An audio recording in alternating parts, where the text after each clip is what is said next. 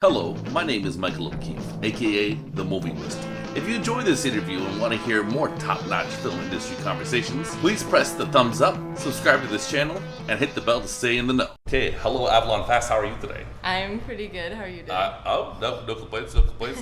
How have you been enjoying Montreal so far at the Fantasia Fest? It's been very, very fun, very overwhelming. There's lots going on, but yeah. Is this your first film festival experience? No. Okay.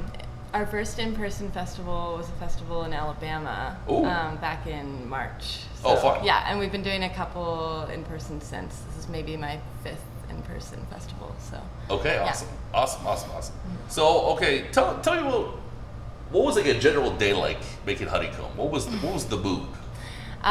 They were like pretty all over the place. I would say one of the most like classic days of shooting we had to get everybody together. It was one of the party scenes. So it was everybody just trying to organize a large group of people. Yeah, everyone would get off the ferry. So it was the two ferries over from the town where everybody lived. And we'd pick them up, we'd transport them just with like our vehicles, yeah, we did this one day, like 15 hours in this weird little cabin where we shot some of the indoor scenes. Yeah. And yeah, it was a lot of partying, honestly. All right. Especially that day. It was partying and then filming and then hanging out and then filming and yeah. So was it like summer camp? It was a good time. It was a good time for the most part. For the most part. Yeah, that was one of the better days. Did it get a little freaky sometimes? You gotta tap into some things. Yeah. It was interesting just because these people, everybody that was involved with Honeycomb is like one of my closest friends. Right. So sometimes playing that like boss role or like like we're working or we actually have to finish this. You know. There was like some weird tension some days with that for sure. Are there some people that it's like fractured the relationship, kind of? I thought maybe at the time, but they literally, all the main people, we still live in the same house. Oh, okay. They got over it. Yeah, they got over it. Oh, okay, so they're mainly your friends, the cast. Yeah, entirely. Yeah. Entirely. Yeah. Okay. Yeah. So it's like a homemade movie that's good. Thank you. Yeah. All right, cool. So, are you happy with the end results? Do some things you've seen it a million times? Are there things that piss you off about it? Not really. I remember coming out of it, like watching over the footage when I was finally like alone with it, and there were some things that we reshot later. Like it took kind of 3 years of post. Like while I was editing it, if I didn't like something, it was just like, oh, let's do that a different way, or let's shoot another take. So by the end, it was completely different than what I'd imagined in the beginning, but I really liked it. Still do. Oh, that's good. Yeah. So tell me, it's kind of like for people who don't know, it's kind of a just give me a synopsis of the movie for people. Okay, yeah. So it's about a group of young women who they've just finished their last year of high school or whatever. They're spending the summer together, and they're really bored and they want to do something more exciting. So they kind of isolate themselves from their families and from their friends, and they move up to a cabin in the middle of the woods, and they come up with their own set of rules for their lives, and things kind of take a turn for the worse. What do you say? There's some cult energy going on? Definitely, yeah. Absolutely. And what are your first thought about cults? What are some of your favorite cults? I got really into like I was interested. I wouldn't say they're a favorite, but I was very interested in the Manson stuff, especially around that time when I wrote it. I'd read a book called The Girls by Emma Cline. Cool. So it was looking at the perspective from like a younger woman who had joined, and it really wasn't focusing on the leader. It was focusing on the way the girls interacted with each other, and that was definitely one of the inspirations for. That's cool. Yeah. Okay. Do you think? How do I say this? Are girls in their group dynamics more cruel? I haven't necessarily experienced that with my friends. I'm very lucky. I have a really good group of friends. I think any times you get the wrong kind of people all squished together in the same place, things can get kind of weird, and it can become toxic or cruel. It hasn't necessarily been my experience, and I don't think it's necessarily just a girl's thing either, but yeah. Okay. Yeah. I don't know how to frame it. Like conniving.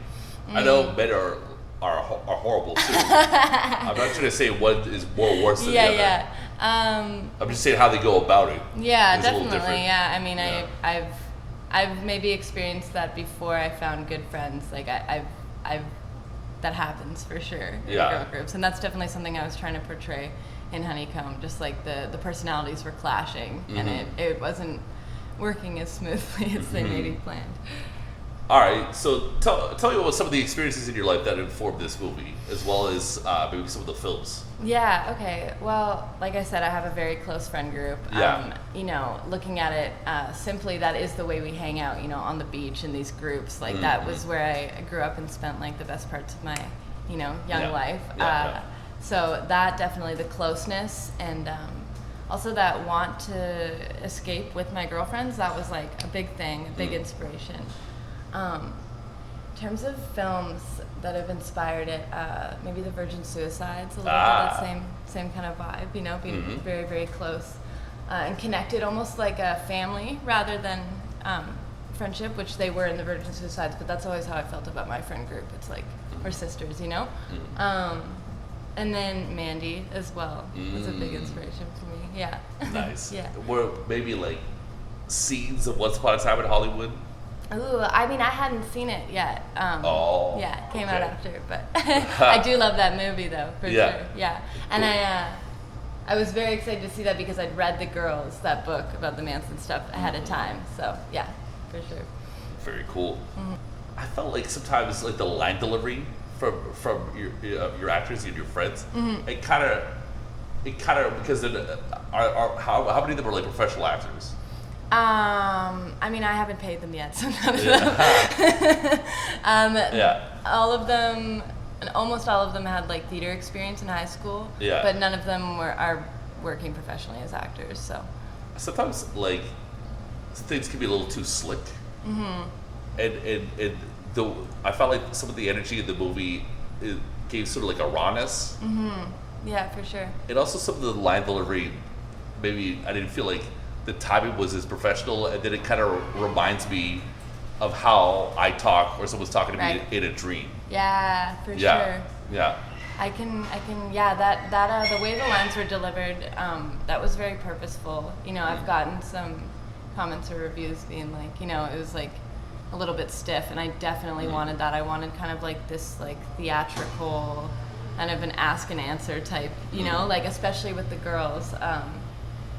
And yeah, just like a more seriousness to their the way they converse with each other than say the boys who were kind of all over the place, and that was also purposeful. They're definitely your typical shitheads. Yeah, yeah, exactly. And then have you seen like The Bird with the Crystal Plumage? No. Okay, it kind of reminded me of that. Okay, interesting. It's Dario Argento, Giallo. Yeah. Cool. So and Dario's got a movie at the festival, so look at that. Okay, cool. Yeah. What were the biggest challenges you faced, and then what do you think came naturally to you as a filmmaker here?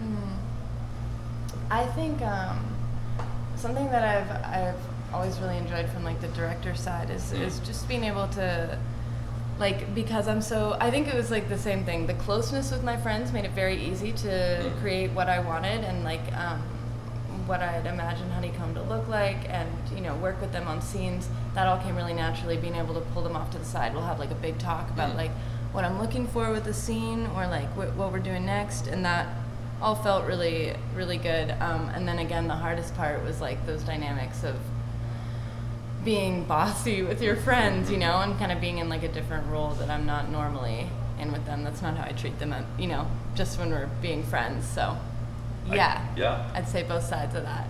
I got it. Yeah. And your boyfriend's here. I met your boyfriend.